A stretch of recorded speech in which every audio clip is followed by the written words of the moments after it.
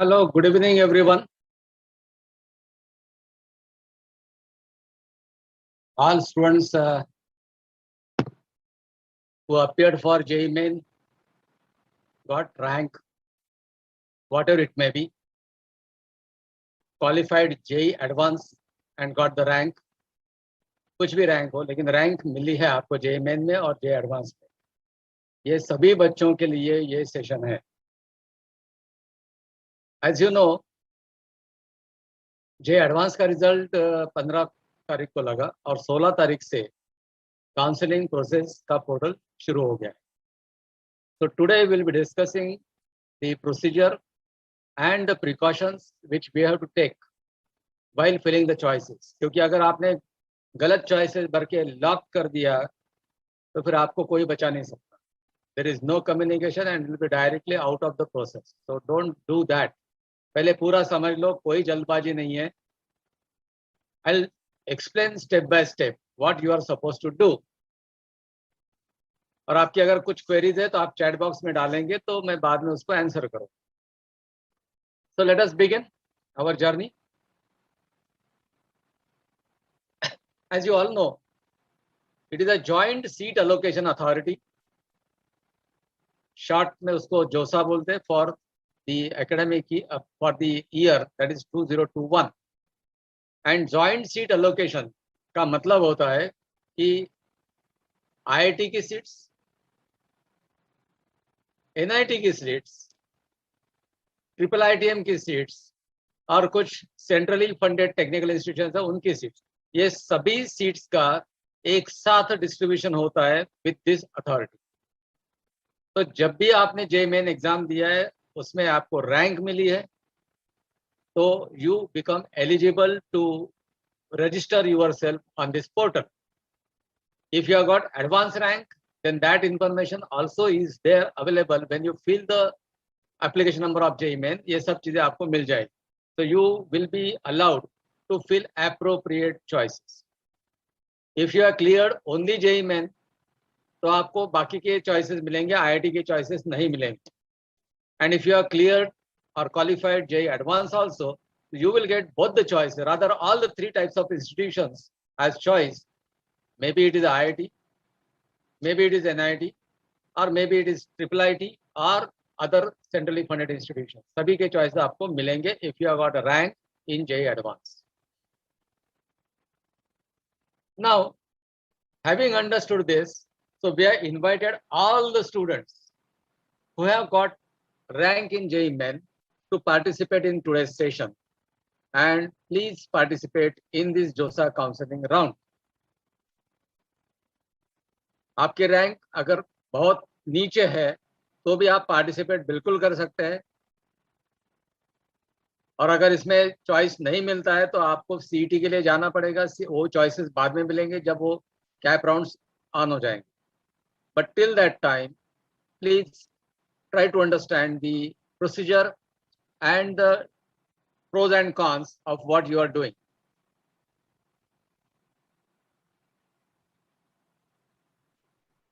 Now, ये जोसा की website आपने ऑलरेडी देखी है, josaa.nic.in.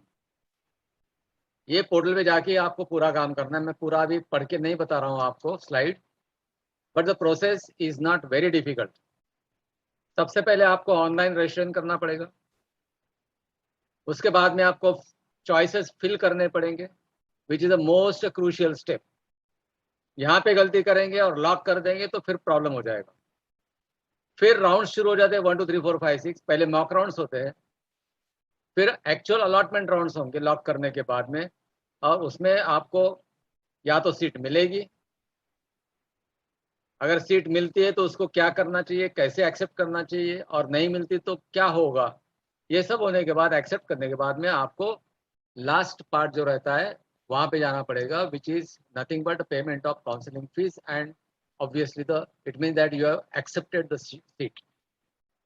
Now this, in short, very simple looking procedure becomes very complicated when you start filling the choices. ये थोड़ा सा मैं शॉर्ट में आपको समझा रहा हूँ, फ्लो चार्ट जिसको हम बोलते हैं, how the these steps are taken care of. सबसे पहले ऑनलाइन रजिस्ट्रेशन करना पड़ेगा। वो कैसे करना है, उसमें क्या क्या लगता है, आगे कैसे जाते हैं, चॉइसेस कहाँ भरते हैं, क्या होता है, सबमिट कहाँ पे होता है, लॉक कहाँ पे होता है, ये सभी चीज़ें डिटेल में आपको समझाई जाएगी बाय वीडियो प्रेजेंटेशन। जो स्क्रीन रिकॉर्डिंग करके रखा है उसका वीडियो प्रेजेंटेशन आपको किया जाएगा और आप उसमें से समझ सकते हो कि कौन सी स्टेप कहाँ पे कैसे करनी है। And fortunately this is being recorded on cloud, तो ये लिंक को आप कभी भी क्लिक करके वो अप्रोप्रिएट इंफॉर्मेशन आप फिर से देख सकते हो। ये ऑलरेडी प्रोसेस शुरू हो गई है, फिलिंग ऑफ चॉइसेस की प्रोसेस शुरू हो गई है। तो आप पहले रजिस्ट्रेशन करिए, फिर फिलिंग पे जाइए। लेकिन फिलिंग पे डायरेक्टली जाने में कोई फायदा नहीं है, लेकिन मैं पहले स्टेप समझा देता हूँ, फिर मैं चॉइसेस कैसे भरना वो भी बता दूँ। 22 तारीख को अभी आप जो भी चॉइसेस देंगे वो अपने मन मर्जी से कुछ भी दे सकते हो, बट मैं बोलूँगा आपको कुछ भी उटपटांग काम मत करो, क्योंकि उसमें अगर आप ऐसी चीज़ें भर दो कि जो आपको मिल ही नहीं सकती, तो you will get frustration only because you will not get any seat allocated in mock round 1 or 2, और फिर आपको समझ में नहीं आएगा कि हमको क्या मिलने वाला और हमने क्या करना चाहिए। तो एक रीजनेबल चॉइस कैसे भरते हैं ये मैं प्रेजेंटेशन में बताऊंगा, ये 2 स्लाइड्स के बाद। 22 तारीख को फर्स्ट मॉक अलोकेशन हो जाएगा, तब तक आप अपने चॉइसेस भर सकते हो, चेंज भी कर सकते हो। लॉक मत करना, लॉक बिल्कुल नहीं करना। 22 तारीख को अलोकेशन हो जाएगा, उसके बाद में आप थोड़ा सा, आपको अगर लगता है कि नहीं मुझे इससे अच्छा मिल सकता था या मुझे कुछ भी नहीं मिला तो मैं कुछ तो करूं, तो आपको फैसिलिटी है, आप चॉइसेस चेंज कर सकते। अभी भी आपने लॉक नहीं करना चाहिए। सेकंड राउंड का डिक्लेरेशन हो जाएगा 24 तारीख को। 24 तारीख को हेलो 24 तारीख को आपको फिर से लिस्ट दिखेगी, आपको अलॉकेट क्या हो रहा है या क्या नहीं हो रहा है। अगर आप प्रॉपर वे में चॉइसेस फिलअप करते हो तो आपको कुछ ना कुछ मॉक टेस्ट में, मॉक अलोकेशन 1 में भी होना चाहिए, मॉक अलोकेशन 2 में उससे बेहतर होना चाहिए। इसीलिए आपको 2 राउंड्स मॉक के दिए जाते हैं। Remember, this is mock allocation, this is not the final allotment, this is only indicative. तो अगर आपको कोई चॉइस मॉक अलोकेशन 2 में मिल जाता तो एकदम खुशी से पागल मत होना कि हमको एडमिशन मिल गई करके, because this tentative, but this a guiding line and this will continue. तो 24th को अलोकेशन होने के बाद में आपको फिर से वो चेंजेस आप कर सकते हो depending on your experience of this mock allocation 2। अभी तो भी आप ऐसे चॉइसेस भरो कि उसमें से आपको कुछ ना कुछ मिलना चाहिए फाइनली। तो वो जो चॉइसेस आप 25 तारीख को करोगे, तो 25 अक्टूबर शाम को 5 बजे तक ये सुविधा आपके पास में है। 5 बजे अगर आपने लॉक नहीं किया तो जो भी गड़बड़ आपने करके रखी है वो एज इट इज लॉक हो जाएगी। बेहतर ये होगा कि 3 या 4 बजे तक, 25 तारीख को 3 या 4 बजे तक आप खुद रिव्यू लेके सब कुछ ठीक ठाक है देख के आप खुद ही लॉक कर दीजिए। I hope you understand the importance of this dates and this time.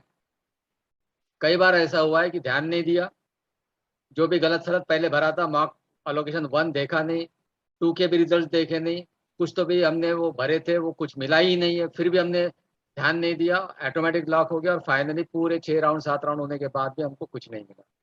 ऐसी चीज़ें हर साल होती है। आप कृपया ध्यान दो और ये अलोकेशन के लिए चॉइसेस का सबसे इम्पोर्टेंट काम है वो अच्छे से करो। नाउ आपने चॉइसेस भर दिए, कितने चॉइसेस भर सकते हैं? बहुत सारे भर सकते हैं। ये होता है इंस्टीट्यूट, कौन सी इंस्टीट्यूट और कौन सी ब्रांच, ऐसे वो चॉइसेस भरे जाते हैं। राउंड 1 जैसे लॉक हो जाएगा 25 अक्टूबर को, एक दिन के बाद मैंने 27 अक्टूबर को ऑटोमेटिकली आपको कंप्यूटर अलर्ट कर देगा based on your choices. So what computer does is a very simple thing, it will go by rank. तो रैंक से शुरू होने के बाद में उस रैंक पे जो बच्चा है उसने क्या चॉइसेस दिए हैं, उसका वो चॉइस स्कैन करेगा, पहला चॉइस मिलता है तो दे देगा, नहीं मिलता दूसरा, तीसरा, चौथा, ऐसा वो आगे जाएगा। अगर आपने 500 चॉइस दिए और 500 में से एक भी फिट नहीं बैठ रहा, तो it will not allot any seat and it will proceed to the next student, next rank. तो राउंड 1 का रिजल्ट आ जाएगा। आपने अगर ठीक ठाक भरा है तो आपको राउंड 1 में मिल जाएगा जो भी कुछ मिलना चाहिए वो। आपने गलत भरा होगा तो गलत मिलेगा, सही भरा होगा तो सही मिलेगा। इसमें फिर आपको 3 चॉइसेस मिलते हैं। या तो आप एक्सेप्ट करो वो सीट जो मिली है वो, जिसको हम बोलते हैं फ्रीज, या तो फिर आपको ऑप्शन मिलता है कि आप अगले राउंड में पार्टिसिपेट करना चाहते हो। तो अगले राउंड में पार्टिसिपेट करना है तो आपको स्लाइड या फ्लोट, ये 2 ऑप्शंस आपके पास में है। इसके डिटेल्स फिर से हम बता देंगे ये स्लाइड्स होने के बाद में। जैसे मैंने बताया, फ्रीज का मतलब you accepted the seat, so you can not participate in the further round. Clear?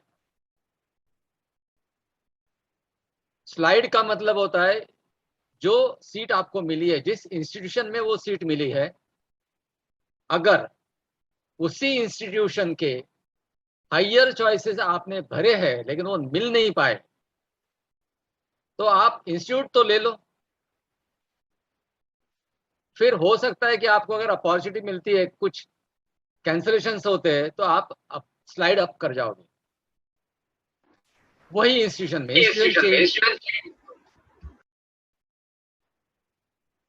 फिर आता है फ्लोट। फ्लोट में आप सब कुछ चेंज कर सकते हो नेक्स्ट राउंड में, बेटर इंस्टीट्यूशन या बेटर ब्रांच, जो भी अवेलेबल आपने भरे चॉइस है उसके हिसाब से अगर मिलता है तो आपको मिल सकता है। एक बात ध्यान में रखिए कि तब तक, नेक्स्ट राउंड होने तक, आपको जो अलॉट हुई है सीट वो बरकरार रहेगी, वो कहीं नहीं जाएगी। लेकिन अगर सेकंड राउंड में आपने जो बेहतर सीट अगर आपको मिल रही है तो आपको कंपल्सरीली लेना पड़ेगा, और आपका पहला जो अलॉटमेंट हो चुका था वो ऑटोमेटिकली कैंसिल हो जाएगा। Now same thing will be true on 1st November when the round 2 is declared. अब इसके बीच में क्या होता है वो हम आपको बाद में एक्सप्लेन करेंगे। इसके बीच में अगर जिन्होंने फ्रीज किया है उनको बाकी की प्रोसीजर करनी पड़ेगी। फिर 1st November को round 2 same procedure. Either you, 2 चीजें हैं, पहले तो या तो आपको सीट मिलेगी या तो फिर नहीं मिलेगी। सीट नहीं मिली है तो आपके पास कोई ऑप्शन नहीं है, आपको राउंड 3 का इंतजार करना पड़ेगा। लेकिन अगर सीट मिली है तो आप देखो, अगर आपको ठीक लगता है तो फ्रीज करो या फिर स्लाइड और फ्लोट में जाओ। और अगर राउंड 1 में जो आपने स्लाइड या फ्लोट रखा था उसका ऑप्शन अभी आपको मिल गया है और आप उसके और आगे के ऑप्शन में जाना चाहते हो, बेहतर ऑप्शन में जाना चाहते हो, तो फिर से आप स्लाइड और फ्लोट कर सकते हो। Now this will continue for 6 rounds. एक बात का ध्यान रखना पड़ेगा आपको कि जो भी फर्स्ट चॉइस आपका होगा वो अगर आपको मिलता है कोई भी राउंड में, तो फिर आपको वो लेना ही पड़ेगा। You cannot refuse your first choice because your put first choice means you are 100% opting that. Now with this in mind, we go to the next. What are the important things? सबसे पहले मैं कितना भी यहाँ बताऊं या आप कितने भी वीडियोस देखेंगे तो भी आपको कुछ काम खुद करने पड़ेंगे। Please go through the JOSA site carefully regarding the previous year, पिछले साल के 2020 के opening and closing ranks of all 6 rounds. तो आपको एक अंदाज आ जाएगा कि आपकी रैंक में आपको क्या मिल सकता। That is the first. Second thing, you have to prepare a tentative choice list on paper. कागज पेन लेके बैठो और ये जो प्रीवियस ईयर के ओपनिंग क्लोजिंग रैंक्स है उसमें से आपको ढूंढना पड़ेगा कि आप कहाँ बैठ सकते हो। उसके लिए कुछ टिप्स मैं देता हूँ। सबसे पहले टिप ये है कि आपकी जो भी रैंक होंगी, अगर आप कॉमन मेरिट लिस्ट में होंगे या कैटेगरी में देख रहे होंगे, तो वो लिस्ट में आपकी सपोज क्या रैंक है वो देखो। Suppose my rank in certain list is 1000। So what I will do and what I am suggesting you to do, आप एक रेंज सिलेक्ट करो जहां पे ये आपकी, मैंने एग्जांपल जो लिया है 1000 रैंक है, ये मिडिल में हो, तो उसके 100 ऊपर और 100 नीचे, यानी एक रेंज सिलेक्ट करो 900 से लेके 1100 तक. Now this range is arbitrary. आप 100 आगे पीछे जा सकते हो, 50 आगे पीछे जा सकते हो, 200 आगे पीछे जा सकते हो, कुछ भी कर सकते हो. तो एक आपको रेंज मिलेगी कि जिसमें हमने खेलना है. अब 900 क्लोजिंग रैंक किसी ब्रांच में है और मेरी रैंक 1000 है, तो मुझे मालूम है वो मुझे नहीं मिल सकती as per the last years record, लेकिन इस साल के रिकॉर्ड के हिसाब से शायद मिल जाएगी, आई डोंट नो. तो इसीलिए मैं सभी रैंक्स देखूंगा 900 से लेके 1100 तक. मेरी रैंक खुद की है 1000. अब ये इतना वाइड 200 रैंक का जो रेंज है, ये 200 रैंक में हमको क्या क्या मिल सकता है, ये आपको नेट से निकालना पड़ेगा, साइट से निकालना पड़ेगा. तो you will have a comprehensive list, क्योंकि आपके पास IITs है, NITs है, IIITs है, बाकी इंस्टीट्यूशन है, सब के आपको क्लोजिंग मिलेंगे. तो सबके क्लोजिंग चेक करते करते आप बहुत बड़ी लिस्ट बना सकते हो. कम से कम 100 की तो लिस्ट बन ही सकती है चॉइसेस की. तो पहले वो देख लो. तो जितनी भी क्लोजिंग रैंक्स 900 और 1100 के बीच में है, प्रोवाइडेड यूर रैंक इज 1000, तो आपकी जो भी रैंक होगी x, तो x -100 से x +100, ऐसे 200 की रेंज लेके चलो कम से कम. और ये पूरी लिस्ट बना लो, उसमें जितने भी इंस्टीट्यूशन आपको मिलते हैं बिना सोचे समझे पूरे लिस्ट करो. अभी आपको चॉइस फिलिंग पे जाना ही नहीं है. ये इंफॉर्मेशन आने के बाद आप उसको शांति से देखो. You sit with your parents also. कई कंस्ट्रेंट्स होते हैं हमको हमारे कि हम यहाँ नहीं जाएंगे या यहाँ हमको जाना ही नहीं है, हमको ये ब्रांच लेना ही नहीं है, हमको तो पसंद ही नहीं है. अगर ऐसे आपके फिक्स्ड कंसेप्ट होंगे कि मुझे हरगिज ये मार्ग पे नहीं जाना है, ऐसे चॉइसेस आप कट कर दो. आगे के प्रोसेस में उसको देखो मत. If I don't want mining, I will strike out all mining choices, all institutions. If I don't want to go to particular institute XYZ, I will strike out all the choices of that institute. तो जो भी मेरे मन में मैंने रखा है कि मुझे ये इंस्टीट्यूट में नहीं जाना, उसके पूरे चॉइसेस, जो ब्रांच में मुझे नहीं जाना है उसके पूरे चॉइसेस, ये आप कट कर दो. तो your list will become bit simple. Now you rearrange all the remaining choices of the list such that the lowest closing rank is at the top and highest closing rank is in the bottom, यानी ascending order of closing ranks. इसके हिसाब से आपकी list बनाओ. फिर हम lowest को आगे क्यों रख रहे हैं, टॉप पे क्यों रख रहे हैं? क्योंकि हम चाहते हमको मिले, लेकिन हमको गारंटी नहीं है वो मिलेगी. अगर मेरी रैंक 1000 है और मैंने 6000 वाला जो मेरे को कहीं ना कहीं तो मिलने ही वाला, उसको मैंने टॉप पे रख दिया, तो पहले ही इसमें मैं खत्म हो जाऊंगा. मेरा फर्स्ट चॉइस वो था, वो मुझे अलॉट हो जाएगा और मैं सीधा काउंसलिंग के बाहर निकल जाऊंगा. तो ऐसी चीज आप मत करिए. अनदर थिंग, तो ये स्ट्रिक्टली फॉलो करेंगे. कई बार मुझे पूछा जाता है कि ये कॉलेज अच्छा है या वो कॉलेज अच्छा है, या ये ब्रांच अच्छी है या वो ब्रांच अच्छी है. ये बाद में FAQ आने ही वाले, मैं पहले ही बता देता हूँ. क्लोजिंग रैंक का मतलब क्या होता है या ओपनिंग रैंक का मतलब क्या होता है? People are going there. तो किसी इंस्टीट्यूट का या किसी इंस्टीट्यूट कोर्स कॉम्बिनेशन का क्लोजिंग रैंक 1000 है और किसी का 1100 है, या उसी इंस्टीट्यूशन में दूसरे ब्रांच का क्लोजिंग रैंक 1100 है, इसका मतलब ये होगा कि people are preferring the first one. तो closing rank gives you direct indication that that institute course combination is preferred by the students, that is your seniors. तो उन्होंने भी कुछ रिसर्च किया होगा, तो वो रिसर्च हम सीधा एक्सपीरियंस करके ले सकते. तो ये किसी को पूछने की जरूरत नहीं कि ये कॉलेज अच्छा है कि वो कॉलेज अच्छा है. जिसकी क्लोजिंग रैंक जो भी आप कंपेयर करोगे, तो जिसकी क्लोजिंग रैंक ऊपर है वो दूसरे से अच्छा है. That's all. It is as simple as this. तो पहला चॉइस ऐसा होना चाहिए कि which is normally out of your reach, but you are very much, you will be very much happy if somehow you get it. Mock allotment rounds will give you tentative possible allotment. This is not final but tentative. After you lock choices, either you lock choices or if you don't lock, automatically lock हो जाएंगे. Allotment rounds are computerized. आपको कुछ नहीं करना है. So in each round, if you are allotted a seat, you have got 3 choices. As I explained earlier, freeze, float, and slide. If you freeze, it means that you accept the seat and automatically you will not be going to the next round. You are out of the counseling now. Counseling rounds में से बाहर हो गए तुम. अब तुमको बची हुई प्रोसेस करनी पड़ेगी, उसका जो बाकी फॉर्मेलिटीज होंगी वो आपको कंप्लीट करनी पड़ेगी with respect to that frozen seat. Okay, लेकिन आपने अगर फ्लोट और स्लाइड किया है या आपको सीट अलॉट ही नहीं हुई है, इफ सीट अलॉट हुई ही नहीं है तो anyway you are going to second round. But if you keep your option as float or slide, still you are going to the second round. You will be considered for second round, but for betterment of the first allocation. तो जो आपने choices already fill कर दी है, मेरा rank था 1000, मेरे को जो सीट ऑफर हो गई है वो हो गई है,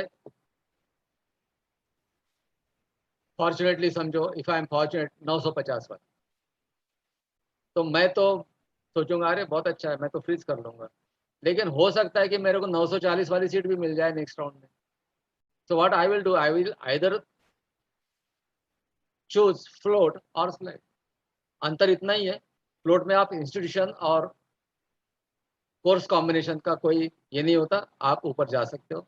लेकिन स्लाइड में केवल उसी इंस्टीट्यूशन के ऊपर चॉइसेस अवेलेबल आपने भरे होंगे तो होगा, और नहीं भरे होंगे तो नहीं होगा.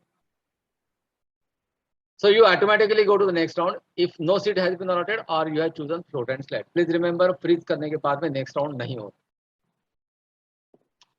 Now ये जो आगे का डिस्कशन है, I invite Shweta ma'am. Yes, sir. To please take the audience through the explanation part and the video presentation that you have prepared. Yes, sir. My screen is visible. Yes, your screen is visible. Okay. This freeze is visible, sir? Screen is visible. Okay, sir. Okay, sir. Thank you so much, sir, for giving us good guidance.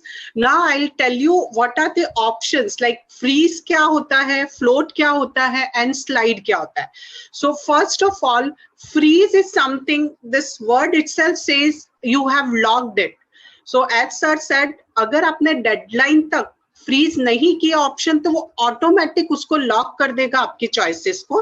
So this is something where you have accept the offered seat and indicate that it's an allocated academic program against particular offer. The second is float. Float is something where you can plan to change higher preference institution. So you can, it's inter institute. आपने पहला एक IIT से, आपने IIT Mumbai, IIT Kanpur and IIT Kharagpur, आपने 3 options दिए. First आपने मुंबई दिया है, सेकंड आपने कानपुर दिया है, थर्ड आपने खड़गपुर दिया है. तो फ्लोट में ऐसा होगा, आपने अगर अपनी सीट, जैसे आपको खड़गपुर अलोकेट हुआ और आपने अपनी सीट को फ्लोट पे लगा दिया, तो it will go for the further preference, second और फर्स्ट तक वेट करेगा अलोकेशन का. और अगर आपने खड़गपुर को फ्रीज कर दिया तो आपका सीट कंफर्मेशन हो जाएगा और आपका आप राउंड से बाहर हो जाएंगे. So this is with different institution. But when it comes to slide, means आपका एकेडमिक प्रोग्राम आप चेंज कर सकते हैं. आपको समझ में आ रहा है? सुहास सर, मेरी वॉइस एकदम क्लियर है?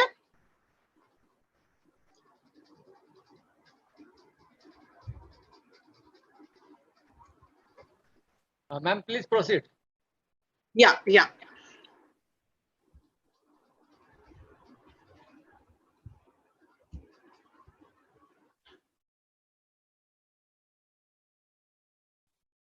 Fine.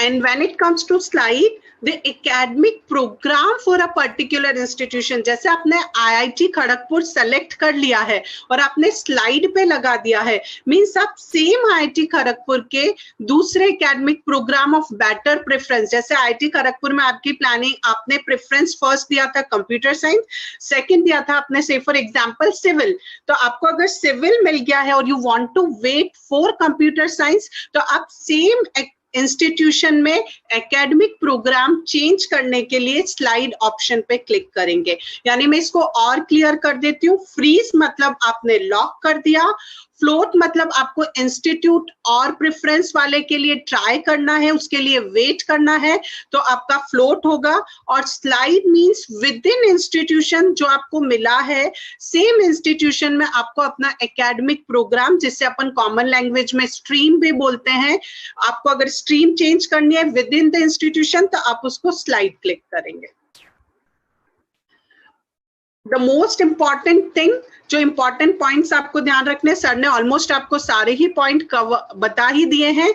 Slide and float option will be available to only those candidates who are not offered admission to their first choice. तो आपको ध्यान रखना है, अगर जैसा अभी सर ने आपको एक एग्जांपल भी दिया था कि आपका फर्स्ट जो आपने कॉलेज प्रेफर किया है, अगर आपको सेम ही कॉलेज मिल गया फर्स्ट प्रेफरेंस वाला, तो आपको नेक्स्ट राउंड्स के लिए सीट एलोकेशन राउंड से बाहर निकाल देंगे। इसलिए सर ने आपको पूरा रैंकिंग डिसेंडिंग ऑर्डर आपको पेन पेपर पे लिखना है, उसी अकॉर्डिंग आपको अपने प्रीवियस ईयर के closing rank, opening rank analyse करने, then only click on a freeze or go for a slide and float option.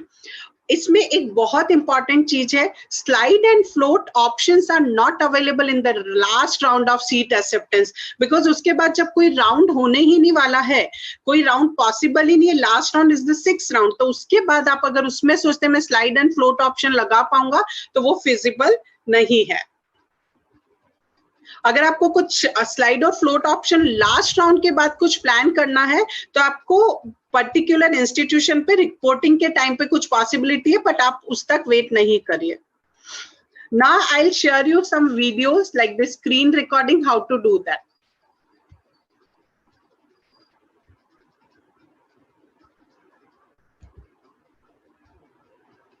So how you need to do it? सबसे पहले आपको गूगल में जाना है, गूगल में जाके वैद्य सर मेरा स्क्रीन दिख रहा है ना? सो जोसा 2021 आपको टाइप करना है। जब आप 2021 टाइप करेंगे तो आप देखिए रजिस्ट्रेशन एंड चॉइस फिलिंग, आपको एक ऑप्शन दिखेगा रजिस्ट्रेशन एंड चॉइस फिलिंग, आपको उस पर क्लिक करना है। जब आप रजिस्ट्रेशन एंड चॉइस फिलिंग पे क्लिक करेंगे, नेक्स्ट आपके सामने एक ऑप्शन आएगा JEE Main application number, password and security pin. Security pin देखिए नीचे ही लिखा है 5N0X06। हर कैंडिडेट के लिए सिक्योरिटी पिन अलग अलग स्क्रीन पे दिखेगा। सो आपको सबसे पहले JEE Main application number, then आपका JEE मेन पासवर्ड क्लिक डालना है। डालने के बाद आप लॉग इन कर पाएंगे। बट इन केस अगर आप लॉग इन नहीं कर पा रहे, क्योंकि बहुत सारे स्टूडेंट्स से जब हमारी बात हुई तो उनका कुछ लॉग इन आईडी का इश्यू आ रहा है, तो इन केस अगर आप लॉग इन नहीं कर पा रहे हैं तो आपको फॉरगॉट पासवर्ड, जो लॉग इन के जस्ट पास वाला ऑप्शन है फॉरगॉट पासवर्ड, उस पर क्लिक करना है। सो अगर आप लॉग इन करते हैं और आप लॉग इन हो पा रहे तो बहुत अच्छा, लॉग इन नहीं हो पा रहे तो आपको फॉरगॉट पासवर्ड पे क्लिक करना है। जब आप फॉरगॉट पासवर्ड पे क्लिक करेंगे तो आपको इसके अंदर दिखेगा using a verification code sent via text message. So आप यहां से अपना पासवर्ड रीसेट कर सकते हैं, और जैसे आप पासवर्ड रीसेट करते हैं आपको एक कोड आएगा आपके मोबाइल नंबर पे, आपको उसको कंटिन्यू करना है। यहाँ पे आपको आपकी फिर से डिटेल्स पूछेंगे, JEE Main application number, date of birth and security pin which is given below. आपको सेम सारी डिटेल्स डालनी है उसके अंदर और इसको सबमिट करना है। So once you will submit it, आपका पासवर्ड रीसेट हो जाएगा और आप इस बार आराम से सेम स्क्रीन आपको फिर से जाना है, same registration and filling, choice filling पे आपको फिर से जाना है और वहां पे नया आईडी, मतलब आपका जीमेल एप्लीकेशन नंबर सेम रहेगा, आपने जो नया पासवर्ड सेट किया है वो आपको डालना है। सो अगर ये प्रॉब्लम बहुत बच्चों को आ रही है तो इस मेथड से आपकी सॉल्व हो जाएगी, आपको अपना पासवर्ड रीसेट करना पड़ेगा। Now next I show you the other screen.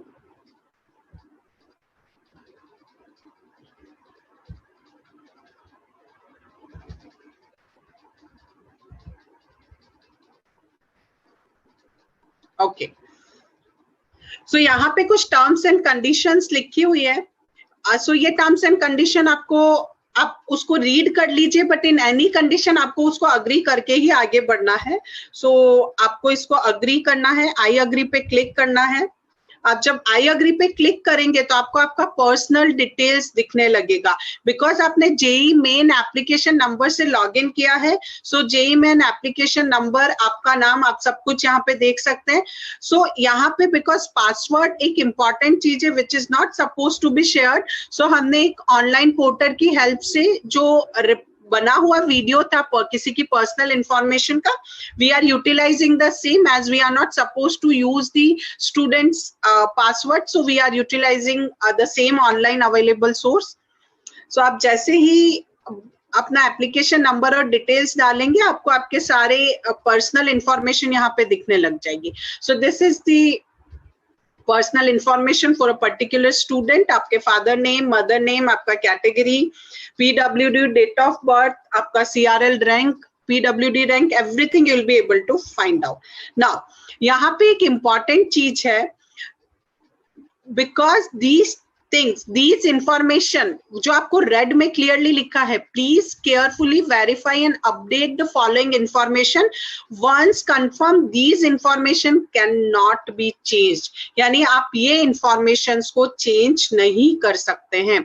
तो आपको ये information, gender, nationality, passing place of class 12th and state of eligibility, ये 4 चीजें आपको बहुत प्रॉपरली फिल करनी है। इससे पहले मैं एक और इम्पॉर्टेंट चीज बता दूं, आपको जो आपका पासवर्ड है वो टाइम टू टाइम आपको जोसा की वेबसाइट चेक करनी है। आप टाइम टू टाइम उसको चेंज करते रहिए। पासवर्ड चेंज करने का रीजन सिक्योरिटी रीजन है, जो जोसा की वेबसाइट पे ऑलरेडी लिखा हुआ है। प्लस आप जब फाइनल चॉइसेस लॉक करते हैं तब आप उसका एक प्रिंट आउट जरूर से ले लीजिए। आप जब लॉगिन करते हैं जेई मेन रजिस्ट्रेशन वाले रजिस्ट्रेशन फिलिंग पे, वहां राइट हैंड साइड में पासवर्ड के इंस्ट्रक्शंस हैं, आप प्लीज गो थ्रू हो जाइए वो सारे इंस्ट्रक्शन से। Now come to the same point, आपने gender, nationality, passing place of class 12th, आपने यहाँ पे ध्यान रखना है, आपने 12th स्टैंडर्ड कहाँ से किया, विद इन इंडिया, जो भी स्टेट है वो आपको विद इन इंडिया है तो आपको यहाँ विद इन इंडिया ऑप्शन रखना है। स्टेट ऑफ एलिजिबिलिटी सबसे इंपॉर्टेंट चीज है। स्टेट ऑफ एलिजिबिलिटी मींस आपने कौन सी स्टेट से 12th स्टैंडर्ड का एग्जाम दिया है। स्टेट ऑफ एलिजिबिलिटी एक जगह और काम आएगी, इट मींस आपने जिस स्टेट से 12th का एग्जाम दिया है वहां पे कई स्टेट्स में स्टेट कोटा के थ्रू आपको एक्स्ट्रा बेनिफिट्स मिलते हैं। सो आपको स्टेट ऑफ एलिजिबिलिटी बहुत ध्यान से भरना है। आपने अगर गलती से कोई और स्टेट भर दिया तो आपको वो स्टेट में तो आप, बिकॉज आपके पास ऑन पेपर वो स्टेट का कुछ भी नहीं रहेगा, तो वो स्टेट की एलिजिबिलिटी तो आपको मिल नहीं पाएगी, और आपकी जो होम स्टेट है जहां से आपने 12th का एग्जाम दिया है उस स्टेट का जो कोटा है आप उसका भी बेनिफिट नहीं ले पाएंगे। सो आपको यहाँ ध्यान रखना है स्टेट ऑफ एलिजिबिलिटी, आपने जिस स्टेट से 12th का एग्जाम दिया है आपको वही स्टेट फिल करनी है, और वही उसी स्टेट में जो होम कोटा का आपको बेनिफिट मिलेगा वो इसी बेसिस पे मिलेगा ना। आपको डिक्लेरेशन पे टिक करना है। डिक्लेरेशन पे जैसे ही आप टिक करेंगे आप नेक्स्ट स्क्रीन पे चले जाएंगे।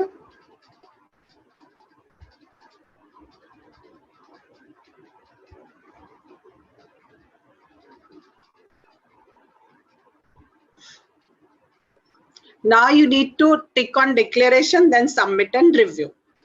So it will again show you all information. If still it is again, because it's an confirmed registration for your state of eligibility, gender and all the details which cannot be changed, तो आप एक बार फिर से उसको verify कर लीजिए, आप फिर से उसको पढ़ लीजिए. अगर फिर भी आपको लगता है कुछ गड़बड़ हो गई, यहाँ पे वापस से एडिट क्रेडेंशियल का ऑप्शन है, और अगर आप श्योर हैं कि ये इंफॉर्मेशन करेक्ट है आपका विद स्टेट ऑफ एलिजिबिलिटी और passing place of class 12th, आप उसको कंफर्म कर दीजिए. So now will click on confirm registration. Again it will ask you because it's important, so it's 3 times it's verifying. Now this is the most important dashboard which is available for all the candidates. आप यहाँ पे left side में देखेंगे तो available services है, जिसमें हमने candidate profile देखा है जो हम ऑलरेडी देख चुके हैं. बीच में जो आपको एक कलरफुल स्क्रीन, कलरफुल ब्लॉक्स दिख रहे हैं, total available choices, field choices, Anfield choices and choice locking status, ये आपके लिए इंपॉर्टेंट है. सो टोटल अवेलेबल चॉइसेस इस पर्टिकुलर कैंडिडेट के लिए 438 है. फिल्ड चॉइसेस अभी तक इस कैंडिडेट ने कुछ भी फिल नहीं किया, इसलिए यहाँ पे कुछ 0 दिखा रहा है. सो डेफिनेटली 438 अगर अवेलेबल है और फिल 0 है तो अनफिल डेफिनेटली 438 आना है. चॉइस लॉकिंग स्टेटस अभी इन्होंने लॉक नहीं किया, इसलिए ये अनलॉक दिखा रहा है ना. ये पर्सनल हम ऑलरेडी देख चुके हैं, आप एक बार इसको वेरीफाई कर सकते हैं. फिर उसके बाद आता है चॉइसेस अवेलेबल. चॉइसेस अवेलेबल जैसा हमने देखा था, अवेलेबल चॉइसेस में आपको 438 चॉइसेस पर्टिकुलर रैंक के अगेंस्ट दिखा रहा था, तो 438 कॉलेजेस का आपको लिस्ट दिख जाएगा. देखिए स्क्रीन पे लास्ट लिस्ट जो है वो 438 है, लास्ट नंबरिंग जो है वो 438 है. इसका मतलब आप जब अप्लाई करते हैं तो आपके पास 438 ऑप्शंस हैं. आप 1 से लेके 438 में इसमें मैक्सिमम अगर आप चॉइसेस फिल करना चाहते हैं तो आप 438, this is against a particular student जिसका हमने रजिस्ट्रेशन नंबर डाला है. मैं उस स्टूडेंट की बात कर रही हूँ कि उस स्टूडेंट के पास 438 ऑप्शंस अवेलेबल हैं. आपके डैशबोर्ड पे यहाँ पे टोटल अवेलेबल चॉइसेस में जो आपकी चॉइसेस, आपके पास रैंकिंग के अगेंस्ट जितनी चॉइसेस अवेलेबल रहेंगी आपको उतनी चॉइसेस दिखेंगी.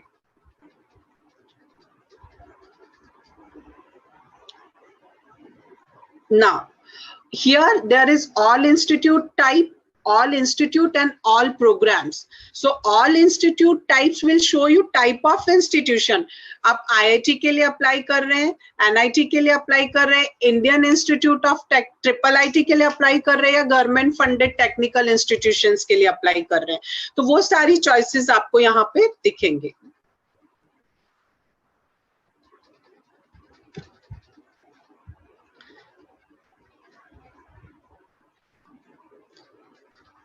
Now it will show you all institutes. So आपने एक particular institute अगर select किया है तो आप particular institute में जाके आप उसके different programs भी देख सकते हैं. आप जब उसके different programs देखेंगे तो उसके अंदर आपको दिखेगा कि उस particular institutes में क्या क्या programs है, क्या क्या courses हैं.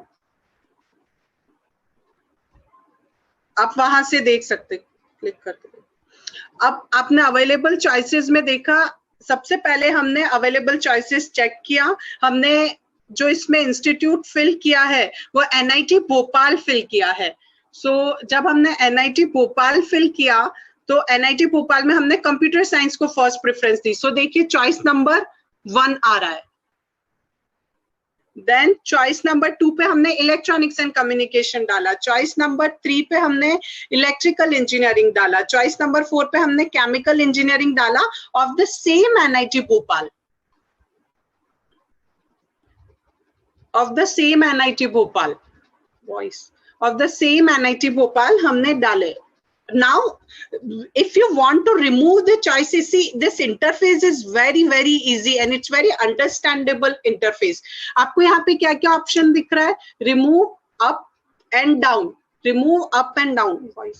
So remove के अंदर आप वहां से remove कर सकते हैं, आप वहां से अप एंड डाउन उसकी रैंकिंग को सेट कर सकते हैं. सो आपको डाउन करना है, देखिए आपका ये रिमूव अप एंड डाउन। जैसे आपको सेकंड प्रेफरेंस को फर्स्ट पे लेके जाना है तो आप उसको अप करेंगे। अब यहाँ पे देखिए आपको टोटल फील्ड चॉइस दिखने लग गया 3। So first is computer science, second electrical and third is electronics. Later on आपने जब लिस्ट डाउन किया तो आपको लगा कि मुझे एनआईटी इलाहाबाद को भी प्रेफरेंस देना है, और एनआईटी इलाहाबाद को आपने जब प्रेफरेंस दिया तो वो आपका 5th चॉइस पे आ गया। उसको आपकी चॉइस ऊपर करनी है, आपको उसको फर्स्ट चॉइस बनाना है, तो आपने उसको अप लेके गए और एनआईटी इलाहाबाद को आपने फर्स्ट चॉइस बना लिया। सो आप इट्स वेरी इजी। आपको लेटर ऑन रियलाइज हुआ मुझे एनआईटी जयपुर का पर्टिकुलर स्ट्रीम लेना है। आप एनआईटी जयपुर देखिए, आपने इंस्टीट्यूशन में आपने सेलेक्ट किया एनआईटी जयपुर। एनआईटी जयपुर का पर्टिकुलर प्रोग्राम अगर आप चाहते हैं तो ऑल प्रोग्राम्स में से पर्टिकुलर प्रोग्राम ले सकते हैं, बट अगर आपको लगता है कि मुझे पर्टिकुलर प्रोग्राम नहीं, मुझे सारे प्रोग्राम्स एक बार देखने हैं, तो व्हाट यू कैन डू, आप ऑल प्रोग्राम्स ही रहने दीजिए। It's advisable to click on all programs, और जो लेफ्ट हैंड साइड में डाउन पे जो अवेलेबल चॉइसेस के ऑप्शंस हैं, आप वहां पे सारे प्रोग्राम्स एक बार पढ़ लीजिए। कई बार होता है कि हमें नॉलेज नहीं होता है, हमें पता नहीं होता है कि इस पर्टिकुलर इंस्टीट्यूट में और भी स्ट्रीम्स हैं या और भी प्रोग्राम्स हैं, तो इट्स सजेस्टेबल कि आप पर्टिकुलर इंस्टीट्यूट सेलेक्ट करने के बाद आप ऑल प्रोग्राम्स पे ही रखिए, और लेफ्ट हैंड साइड में अवेलेबल चॉइसेस में पर्टिकुलर इंस्टीट्यूट के कौन कौन से प्रोग्राम्स ऑफर्ड है, आप वो सारे प्रोग्राम्स देख लीजिए। तो देखिए केमिकल, सिविल, कंप्यूटर, आपको लगता है मुझे एनआईटी जयपुर में कंप्यूटर चाहिए, देखिए एंड में आ गया है। अब हम इसको ऊपर लेके जा रहे हैं, इसकी चॉइस ऊपर कर दिया हमने। इसको जब ऊपर किया तो एनआईटी इलाहाबाद कंप्यूटर साइंस मैंने अब तक मैंने उसको फर्स्ट प्रेफरेंस रखा, और एनआईटी जयपुर कंप्यूटर साइंस को मैंने सेकंड प्रेफरेंस रखा। सो इस तरीके से आप देखेंगे आपको टोटल अवेलेबल फील्ड चॉइसेस हो गए 6, और आपकी अभी तक हमने कुछ भी सेव नहीं किया है। टोटल फील्ड चॉइसेस हमारे पास 6 हैं और सेव चॉइस अभी 0 है। जैसे ही हम सेव एंड कंटिन्यू पे क्लिक करेंगे तो you will be able to see कि आपने कितनी चॉइसेस अभी तक सेव कर लिए। सो जैसा डॉक्टर दिलीप वैद्य सर ने हमको गाइड किया है कि आप पहले पेन डाउन कर लीजिए सारी आपके प्रेफरेंसेस। पेन डाउन करने के बाद आप प्रीवियस ईयर के closing rank, opening ranks definitely analyse करिए, वो भी हम लोग अभी आपको लिंक बताएंगे कैसे देख सकते हैं।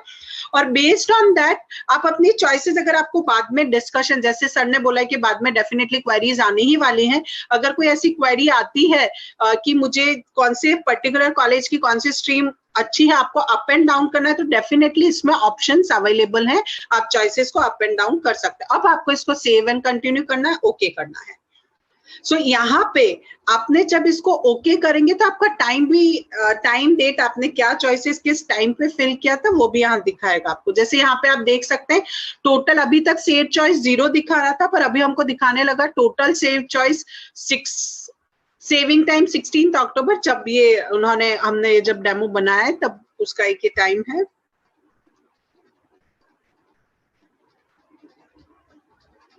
Now let's move forward.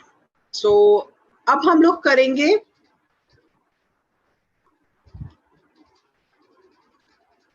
यहां तक मेरे हिसाब से आपको सारी चीजें क्लियर होंगी। हमने अभी तक देख लिया उसको अप एंड डाउन कैसे करना है, ऑप्शंस कैसे सेव करने हैं। अब हम लोग देखते हैं कि हमें लास्ट ईयर की क्लोजिंग रैंक्स कैसे निकालनी है। तो लास्ट ईयर की क्लोजिंग एंड ओपनिंग रैंक्स के लिए वापस हम जोसा की वेबसाइट पे जाएंगे। यहाँ पे जहां पे आपका रजिस्ट्रेशन एंड चॉइस फिलिंग का ऑप्शन सेंटर में, उसके लेफ्ट हैंड साइड में आपको ORCR इन 2016 यानी opening rank and closing ranks 2016, 17, 18, 19 and 20 की आपको यहाँ पे मिल जाएंगी। आप उस पर क्लिक करिए। यहाँ पे आपको ईयर सेलेक्ट करना है, इंस्टीट्यूट नेम सेलेक्ट करना है, प्रोग्राम, राउंड, जो भी आपको ऑप्शंस देखने हैं। आपको ओपनिंग एंड क्लोजिंग रैंक्स आपको प्रीवियस ईयर की सारी यहाँ पे मिल जाएंगी।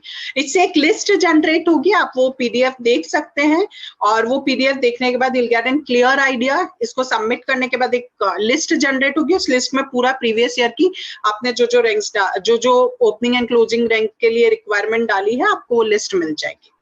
सो यहाँ तक हमने ओपनिंग एंड क्लोजिंग रैंक्स भी देख लिया, उसको अपने लिस्ट से कंपेयर कर लिया। कंपेयर करने के बाद आपको लगा आपको और चेंजेस करने, अप डाउन करना है, आप डेफिनेटली यहाँ पे फिर से उसको अप एंड डाउन सेट कर सकते हैं। जैसे मुझे लगा NIT भोपाल जो है, अब यहाँ पे इंपॉर्टेंट स्टेप आता है। एनआईटी भोपाल मेरी 5th प्रेफरेंस थी इलेक्ट्रॉनिक्स एंड कम्युनिकेशन के लिए। यहाँ पे हम फ्लोट, फ्रीज एंड स्लाइड तीनों ऑप्शंस अच्छे से समझते हैं। मेरे को जो 5th रैंक पे मैंने फिल किया था NIT Bhopal electronics and communication, मान लीजिए मुझे राउंड 1 में electronics and communication NIT Bhopal में मिल गया, तो वो मेरी 5th प्रेफरेंस थी, इसलिए मैं इसको क्या करूंगी, फ्लोट करूंगी। अगर आपको लगता है कि आप हैप्पी हैं, जो आपको 5th आपकी प्रेफरेंस थी और वो मिल गए, यू आर हैप्पी, तो आप फ्रीज करिए, बट इट्स नॉट एडवाइजेबल, क्योंकि आपने अभी 4th, 3rd, 2nd और 1st पे दूसरे एनआईटीज भी डाले, जैसे एनआईटी इलाहाबाद का इलेक्ट्रॉनिक्स डाला है, एनआईटी भोपाल का आपने कंप्यूटर साइंस 3rd प्रेफरेंस डाला है, एनआईटी जयपुर का कंप्यूटर साइंस 2nd प्रेफरेंस डाला है, एनआईटी इलाहाबाद का कंप्यूटर साइंस आपने 1st प्रेफरेंस डाला है। सो अगर आपको राउंड 1 में 5th प्रेफरेंस मिल रहा है तो आप उसको फ्रीज मत करिए, आप उसको फ्लोट कर दीजिए और राउंड 2 के लिए वेट करिए। हो सकता है आपको राउंड 2 में आपकी 4th या 3rd प्रेफरेंस का कॉलेज मिल जाए, तो इसलिए आप यहाँ पे अगर आपको 5th, 6th नीचे वाली प्रेफरेंसेस मिल रही है तो wait till you will get in particular institution which you are looking for। इससे पहले एक और राउंड जो सर ने आपको पीपीटीज में बताया था, mock round 1 and mock round 2। आपका mock round 1 and mock round 2 final locking process के, यानी फाइनल सीट लॉकिंग के पहले वाले राउंड होते हैं। मॉक वर्ड से ही हमें समझ में आता है कि ये फाइनल लॉकिंग नहीं है, it's just a mock round, यानी mock round 1 and mock round 2 seat allocation के लिए नहीं होता है। जोसा खुद आपको हेल्प करना चाहते हैं इस चीज के लिए कि बच्चे कंफ्यूज ना हो, इसलिए उन्होंने पहले एक मॉक राउंड्स दिए हैं। तो मॉक राउंड्स में आपको 1 एंड 2 में आपको क्लियर आइडिया आ जाता है कि आपकी रैंकिंग के अकॉर्डिंग आपको कौन सा कॉलेज मिल सकता है। तो आप मॉक राउंड तक आप कुछ भी फ्रीज, फ्लोट या स्लाइड मत करिए। मॉक राउंड होने के बाद ही आपका लॉकिंग डेट आता है। सो आप मॉक राउंड में एक स्टडी फिर से करके देख लीजिए कि आपने जो सोचा है कि आपको मॉक राउंड्स के थ्रू मिल जाएगा क्या। अगर आपको लगता है मिलता है या आपको लगता है नहीं मेरा जो प्लानिंग है वो थोड़ा मॉक राउंड से मैच नहीं कर रहा है, तो आप अपनी प्लानिंग में थोड़ा चेंजेस कर सकते हैं। So it's not at all advisable कि आप मॉक राउंड से पहले ही अपनी सीट्स को लॉक या फ्रीज या स्लाइड, फ्लोट करें। आप मॉक राउंड के रिजल्ट्स तक का वेट करिए। नाउ आप यहाँ पे भी इसको फ्रीज नहीं करिए, आपने जैसे इसको फ्लोटिंग पे डाल दिया, आपको नेक्स्ट राउंड के लिए कंटिन्यू किया जाएगा। फिर आपने नेक्स्ट राउंड में आपको क्या कॉलेज मिलता है उसके बाद आप फिर से डिसीजन ले सकते हैं कि आपको नेक्स्ट स्टेप क्या करना है।